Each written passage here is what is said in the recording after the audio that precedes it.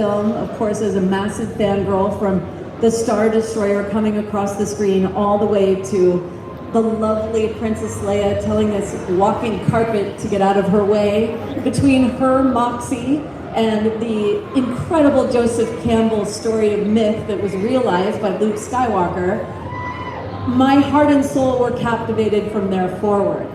Now, in the world of video games, I got to play Jan Ors in Jedi Knight 2, Jedi Outcast, and that was a total fangirl flail moment for me. Followed up by being allowed to audition for Wolf, Project Wolf, which then came to be Star Wars Rebels, and I had the honor of voicing Harrison Dula in Star Wars Rebels and also subsequently in The Bad Batch. So that's how I came to this incredible story. And clearly, Star Wars has had a huge impact on both of our lives, and with the 20th anniversary of Lucasfilm Animation just around the corner, we thought it would be really special to just take a little time here to look at our favorite moments in some of those stories. So first of all, we have the Clone Wars. I wanted to know, Athena, what is your favorite moment? I know it's hard to pick, there's so many. Very hard task to come up with our favorite moments because there's 7 seasons worth, but there's one moment that comes to mind always, and one of the first things I wanted to say is I tend to look at things in the lens of visual effects. So I tend to I watch things multiple times, once for the craft and the creativity, the second time for the narrative, and the third for enjoyment.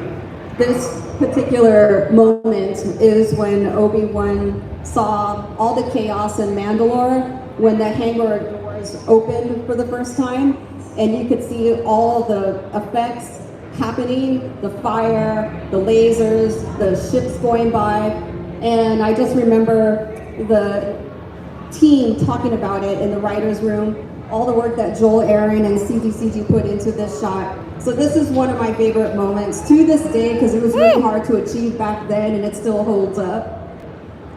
Absolutely. Well, I have to say my favorite moment is season 5, episode 20, The Wrong Jedi, and I really hope, I don't even know if I can look behind me because I'll start sobbing, but this moment is permanently etched in my soul when Ahsoka leaves the Jedi Order.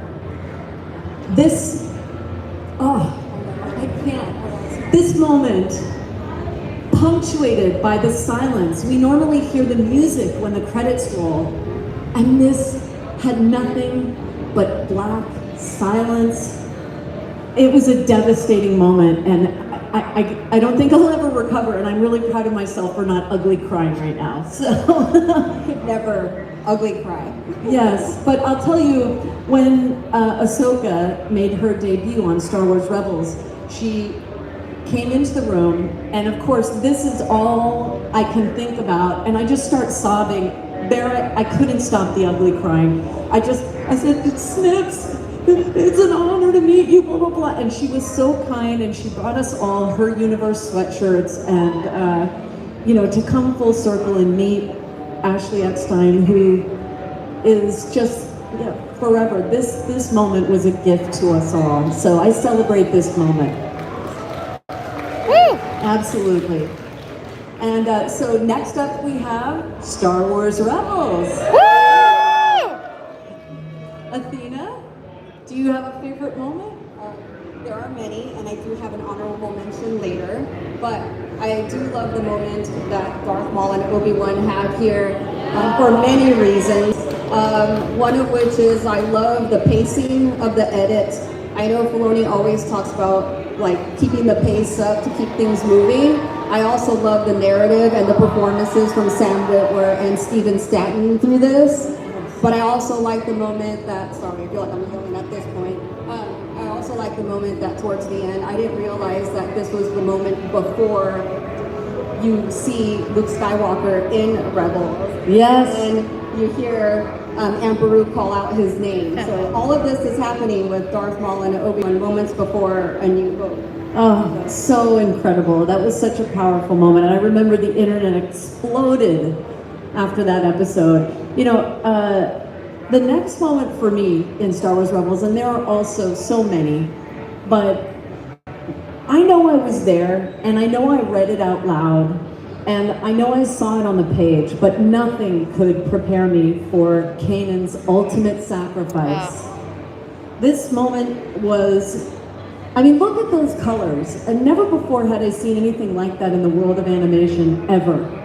And as it progressed, I was able to still enjoy it as a Star Wars fan because I completely blanked. It was better than anything I could have possibly imagined. The way they realized the horror of that moment and the beauty of it, the majesty, again, the fire. It really is such a testament to their incredible talent. And he sees again for a brief moment. When we see his eyes for this second, another heart-stopping moment in animation that, again, I'm just grateful I was able to experience as a fan. And of course, Hera screaming Kanan. And I know I was there, but it just hits differently when you see what they did in terms of the animation. So I thank them for this incredible moment. But it is also your performances that help dictate the animation, and you lead the way with your performance. You know, it didn't hit as powerfully when we were sitting there. As far as, I mean, nothing can prepare you for seeing this. And what was so fun about watching the show with everybody on what was formerly Twitter, now X. I mean, half my friends are here. Hi, hello. We all got to watch it together and tweet out, what is happening? You know, it was such a fun ride to enjoy together.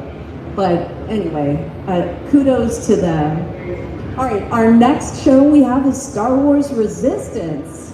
Woo! Another crowd pleaser, absolutely. So Athena, do you have a favorite moment? This was something new for us. We wanted to change the look of the show to be more 2D, but all done in 3D. So that was a little bit away from what we'd been doing with the Clone Wars for a while.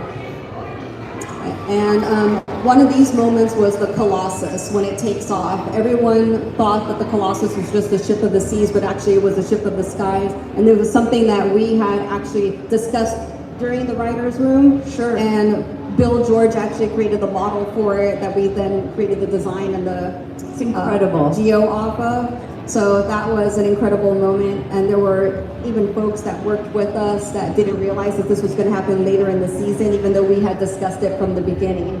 So I also love the visuals associated with this moment. Yeah, again, nothing can prepare you. It's just beyond your wildest dreams, really. Such a gift.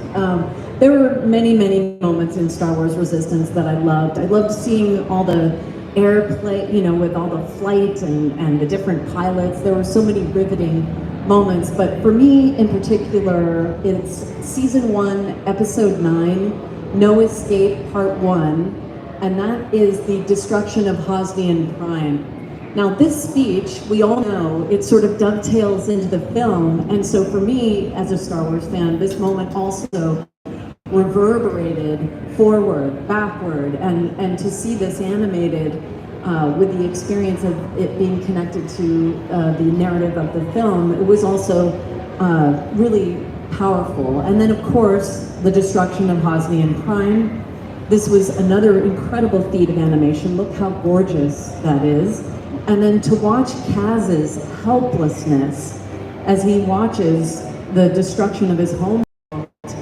Oh, you could just, the grief was palpable in that moment, so incredibly performed. And this one was a real standout for me. And so I celebrate Star Wars Resistance. It was fantastic. All right, well, next up we have the Bad Batch. Yeah! Woo! Oh, a moment.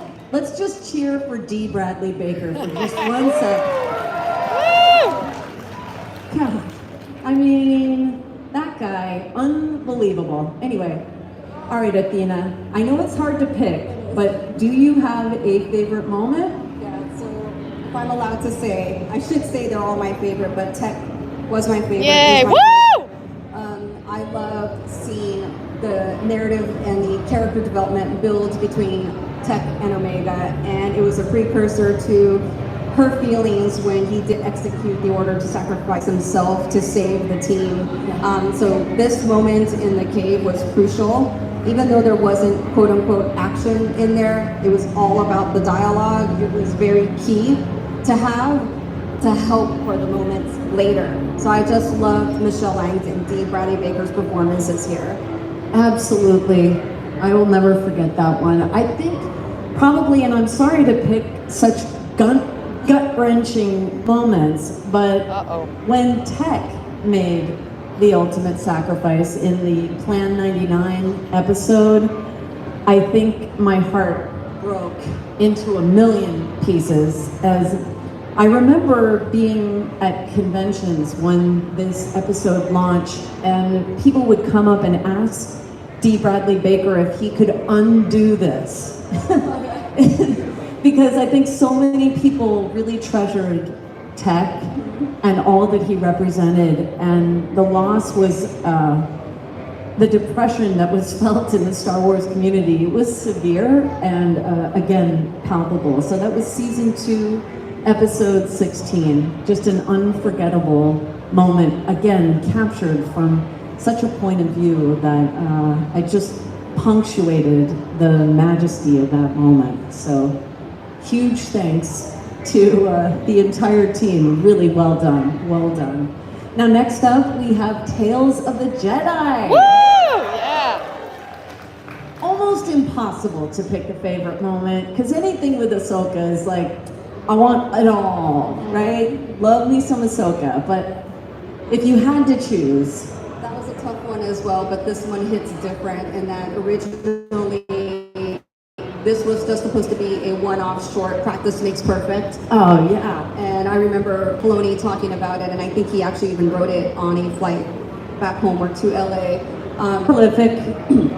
But basically he wanted to explain the reason why Ahsoka was able to defeat the troopers in season 7 of Clone Wars. Yes.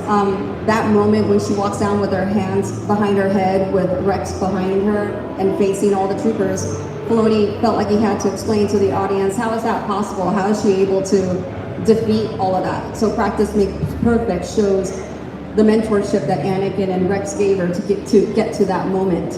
So if you haven't seen it yet, I think if you watch it and then watch the finale of Clone Wars, it'll hit you differently. Yeah, and then of course he realized that he had more stories to tell, yeah? Yeah, he had a lot more stories to tell, which was great, and that's what the rest of Tales of the Jedi was, yeah. So incredible. Well, yes, I could have easily chosen that moment. Another one that really sticks in my mind, once again from not only a story person, Ahsoka denim, Ahsoka. What is happening with her outfit? How come no one has cosplayed this denim situation? I think that's a life goal for me now. But this was unlike anything I had ever seen. I mean, we saw the fire with Kanan, but I literally felt like I was being burnt alive when I was watching this. It was so captivating, and to watch her, this was such a pivotal moment for her character growth. In terms of her empowering herself. So I definitely celebrate